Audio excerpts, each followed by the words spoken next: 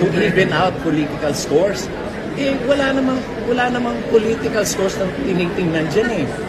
Eh, paano nila lalampas sa isip nila yung merong certification ang AFP na yung 15 million na sinasabi ng OVP na binigay nila sa Armed Forces of the Philippines noon sa isang youth seminar nila, sabi ng AFP, wala kami nare-receive. So doon pa lang halata mo na ninakaw yung pera eh.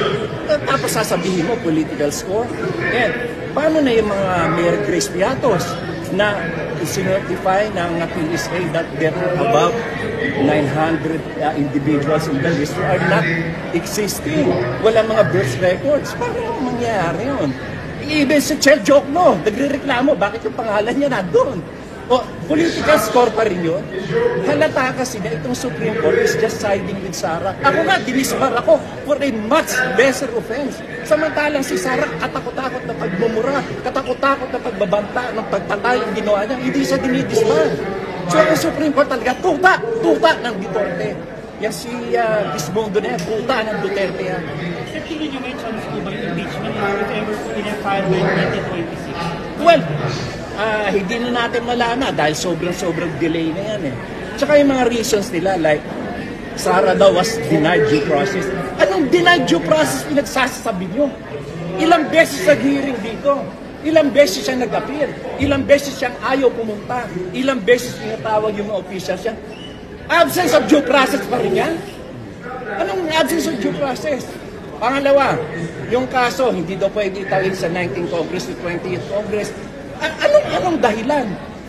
Iisang kaso lang naman yun.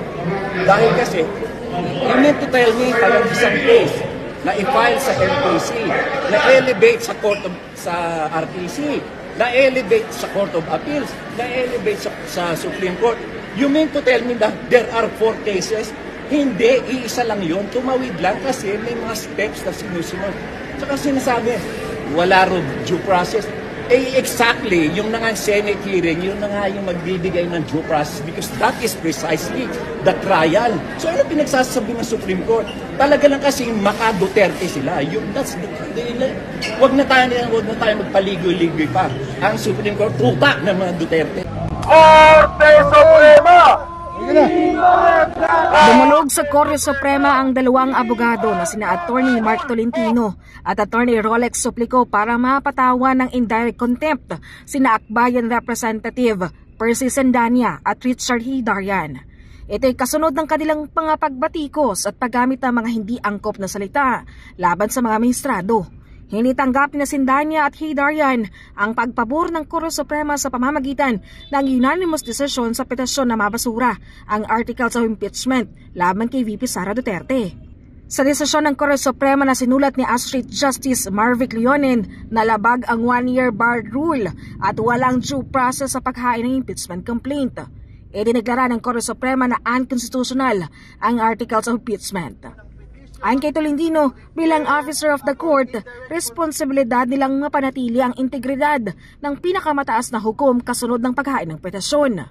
For example, kay Percival Sendania, sinabihan niya Supreme Court na supreme cuddler ng mga corrupt ng mga opisyales.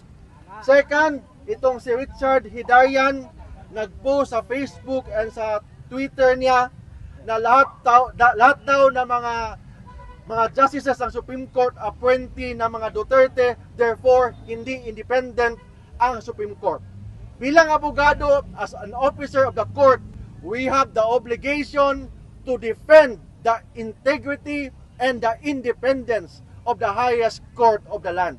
Samantalang nahaharap din sa parehas na reklamo si disbarred lawyer Larry Gadon dahil sa kanyang tuta ng mga Duterte remarks sa SC. Sinampahan ito ng reklamo ni Attorney Ferdinand Topacio. At sapagkat sinabi niya 3 beses sa kanyang panayam, ang Korte Suprema ay tuta ng mga Duterte. Siningle out pa niya ang punong mahistrado ng kataas-taasang hukuman. At 3 beses niyang sinabi, I was scandalized to be candid sapagkat bagamat meron tayong freedom of expression and sometimes I have also criticized some decisions of the court, there should be boundaries. Pagka gano'n na pong masyadong vitriolic na at vituperative, masyadong maangas na at libelous na po yun hindi po natin maaaring palampasin. Si Duterte Youth Party List Chairman Ronald Cardema nagpaplano ring magsampa ng reklamo sa Korte Suprema laban kay Atty. Rene Co ng Kabataan Party List. Pag hindi mo pa pinagtanggol ang Supreme Court, ano pa ang basihan ng hustisya sa bansa? Lahat ng law students, lahat ng abogado sa bansa, ang hirap ng kanilang pag-aaral para lang ipaulit-ulit sa kanila na napaka-importante ng konstitusyon at napaka-importante ng Korte Suprema. At pag sila ay naging abogado, saan sila nanunumpa? Dito. At anong tawag sa kanila? Officer of the Court. Ibig sabihin, opisyal ka rin ng Korte, ng Supreme Court. Di ba? Abogado ka ng kalaban, abogado ka ng kakampi, kayo ay merong tungkulin ipagtanggol ang Korte Suprema. Kaya doon sa naging desisyon ng Korte Suprema na sinasabi nilang unconstitutional yung impeachment proceeding laban kay Vice President Sara Duterte, makita ninyo, appointee ni Marcos, appointee ni Aquino, appointee ni Duterte, unanimous sila lahat magkakasama. Therefore, it is not a political question, political vote. Si Gadon, pumanat naman kay Topacio at sinabing gumagawa lang daw ito ng ingay para sa publicity. Hinamon ito si Topacio para sa isang singing competition. Po, kaibigan ko yang si Atty. Gadon. In fact, lagi kami nagko-concert niyan. But kasamang Larry, I'm sorry, but this is no laughing matter. I am an officer of the court and as such, isang katungkulan ko na ipagtanggol ang karangalan at reputasyon ng ating kataas-taasang hukuman. So I'm sorry, I hope we can still be friends. Sa akin, this is nothing personal. This is part of my duties as an officer of the court. I had to do this. I hope you understand. Alam ko na kung ikaw ay abogado pa rin hanggang ngayon at ako ang gumawa nito, if the situation were reversed, you would have done the same thing. Pero kung gusto mo magkantahan, wala pong problema sa atin. Passion natin yan. Sa oras na katiga naman ng Korte Suprema ang petasyon, maaring pagmultahin ang mga respondent dahil sa indirect contempt. The Supreme Court has ruled that the House impeachment complaint versus VP Sara Duterte is barred by the one-year rule and that due process or fairness applies during all stages of the impeachment process. I quote, "Our fundamental law is clear. The end does not justify the means." Another quote, "There is a right way to do the right things at the right time. This is what the rule of just law means. This is what fairness or due process of law means." The court said it is not absolving Vice President Duterte from any of the charges against her. But any subsequent impeachment complaint may only be filed starting February 6, 2026.